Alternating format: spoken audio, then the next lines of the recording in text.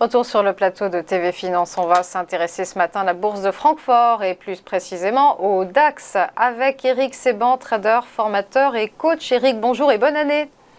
Bonjour, meilleurs vœux aussi, merci. Alors, l'indice allemand a clôturé son cours hier sur une belle hausse, on le disait, plus 0,82% à 16 152 points. Les indicateurs outre-Rhin sont au beau fixe et notamment ceux du chômage qui est en baisse, a-t-on appris hier. Oui, c'est un début d'année un peu en fanfare. Nous avons déjà deux séances complètes avec 2% au plus haut hier. Puis là, ce matin, ça monte direct, donc on va certainement refaire le même score, sinon mieux. Alors du côté macro, effectivement, il y a quelques bonnes nouvelles. Il y a toujours les mauvaises aussi. C'est à peu près pareil qu'il y a quelques semaines, voire quelques mois.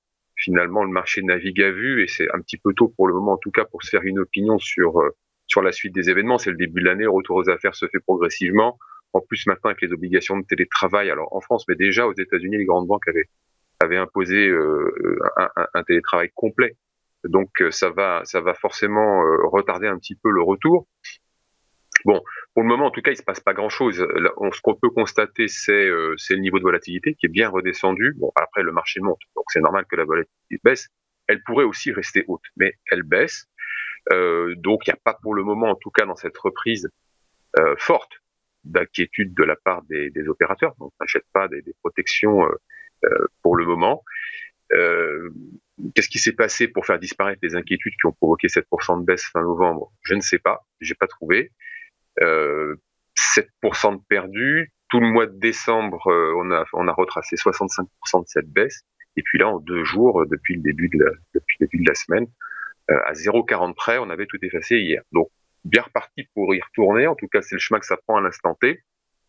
Alors, faut toujours pas chercher d'explications fondamentales au mouvement des marchés. L'évolution des marchés, elle se fait avant tout sur des obligations de faire. Les inquiétudes, elles sont toutes les mêmes. Quand ça monte, quand ça baisse, les bonnes nouvelles et les mauvaises font et défont les mouvements. Mais fondamentalement, sur le long terme, on construit rien de spécial. C'est surtout, je vous dis, des contraintes techniques qui font bouger les marchés. Il n'y a pas de conviction forte, qu'elle soit haussière ou baissière. Le carburant, c'est les obligations de fer et puis les particuliers qui ont peur de rater quelque chose et qui se jettent sur tout ce qui bouge. Moi, je vous ai transmis un graphique délibérément aux données hebdomadaires parce que justement, ça permet de prendre du recul sur ce qui se passe. Parce qu'il y a beaucoup de bruit d'un jour à l'autre, d'une semaine à l'autre. On voit un peu mieux les choses et on constate que finalement, il y a pas de directionnel sur le DAX depuis des mois en fait. Vous voyez que depuis la fin mai, début juin, on latéralise dans une zone, alors avec des moments où on est légèrement haussier, mais bon, sur le bas, on est toujours à peu près sur la même ligne. La zone, c'est 15 000, 16 000 points entre ces deux bornes-là. C'est la zone dans laquelle on évolue et il n'y a pas de changement de ce point de vue-là. Beaucoup de bruit, beaucoup d'allers-retours. Il n'y a plus de directionnel fortement marqué. C'est une zone neutre de latéralisation, je vous dis, entre 15 et 16 000.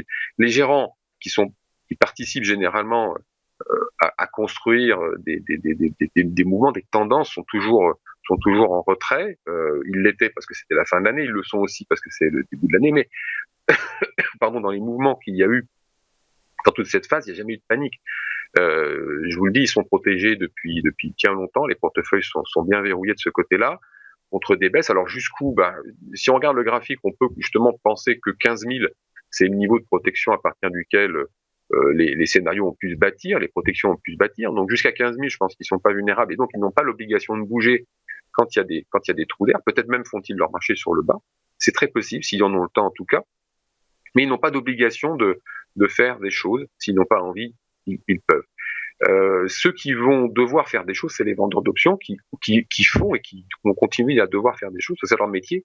À partir du moment où sur les options vendues, le marché part dans une direction opposée, eh bien, ils sont obligés de faire ce qu'on appelle la gestion de delta. Ils sont obligés d'agir sur le sous-jacent, de l'acheter ou de le vendre en fonction de la direction que prend le marché. Et quand justement on fait des allers-retours de 5, 6, 7%, ils contribuent justement à alimenter ces mouvements, parce qu'ils sont obligés de coller au marché en faisant leur travail. Et puis, comme je vous disais à l'instant, on a les particuliers qui continuent d'acheter les stars. Ça fonce là-dessus un peu partout dans le monde. Sans d'ailleurs savoir très bien où tout ça va se revendre et si ce sera avec un gain ou une paume. De ce côté-là, finalement, rien n'a changé. Finalement, rien n'a changé depuis plusieurs semaines. Il n'y a pas grand-chose de nouveau. Le contexte est toujours aussi peu lisible. On a des menaces, mais pas de réaction, ou des réactions très très court terme. Euh, pour travailler, c'est pas très facile, évidemment. Il faut s'adapter, ça c'est la base du trading et de l'investissement de certaine manière, mais c'est un peu plus long terme. Mais dans le trading court terme, il faut en effet essayer de s'adapter au contexte. Et le contexte, c'est manque de visibilité. Donc dans ce contexte-là, moi je travaille plus swing. Ça fait déjà plusieurs semaines que je vous le dis parce que je n'arrive pas à déterminer un avantage que je peux trouver dans le graphique. La lecture du graphique est la même pour tout le monde, donc ça m'embête de faire comme tout le monde. Donc je reste en retrait par rapport à des positions swing. Je vais continuer à le rester tant qu'on va évoluer en cette zone, tant qu'on n'aura pas des nouvelles indications qui me permettront de tirer un avantage de ma lecture du graphique. Je garde le long terme pour le rendement. Bon, ça de ce côté-là, je touche pas. Il n'y a pas de raison de toucher quoi que ce soit. Et puis pour le court terme, c'est l'intraday. L'intraday qui a bien marché l'année dernière, surtout sur le dernier trimestre, très très bien. Donc là, je vais continuer à le faire parce que justement, on a de la volatilité et je pense qu'on va avoir des variations de volatilité qui vont se produire. Enfin, ça, c'est mon opinion. Donc, compte tenu de cette analyse et de cette opinion, j'ai réduit également mon curseur de risque, j'ai abaissé, de manière à pouvoir travailler en étant le moins exposé, le moins vulnérable, entre guillemets, à des news, parce que je pense que, voilà, on va continuer. Pour l'instant, en tout cas, il n'y a pas de raison que ça change.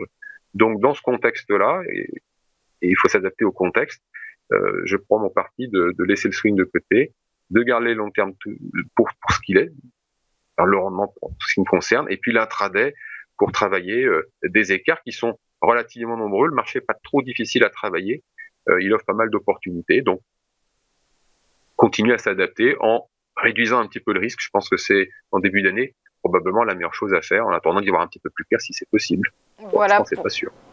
Voilà pour ce DAX en manque de visibilité. Merci Eric Seban pour votre décryptage. À suivre après une courte pause. Quelles valeurs vont se démarquer aujourd'hui? Vous saurez tout avec les Market Movers.